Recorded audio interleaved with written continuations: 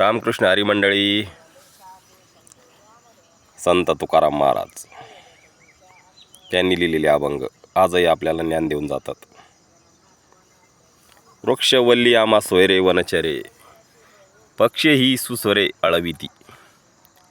येणे सुके रुचे कांत वास, नाही गुणदोष अंगायत. या धावपळीच्या आणि तणावपूर्ण जगात खरी शांती कुठे आहे? ती निसर्गाच्या सानिध्यात आहे. झाडे, वेली, पक्षी यांना आपले खरे मित्र बनवा. थोडा वेळ निसर्गासोबत घालवा.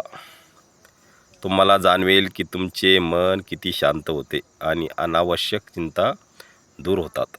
तुमच्या आयुष्यात निसर्गाला स्थान द्या. पर्यावरणाचे रक्षण करा आणि त्यातून मिळणारी ऊर्जा तुमच्या कामासाठी वापरा. संत तुकाराम महाराजांनी आपल्यासाठी हे लिहून ठेवलं आहे त्यांच्या अभंगाद्वारे. आपण निसर्गाच्या सानिध्यात राहून निसर्गाचे रक्षण करा, निसर्गासोबत चला, निसर्गाचा ऱ्हास करू नका. तुम्ही जर निसर्गाच्या विरुद्ध जाल तर तुम्हाला त्याचे परिणाम भोगावे लागतील. त्यामुळे निसर्गाचे संवर्धन करू आणि आपले आयुष्य चांगले बनवू. एवढंच बोलायचं आहे मित्रांनो. थांबतो. जय हरी.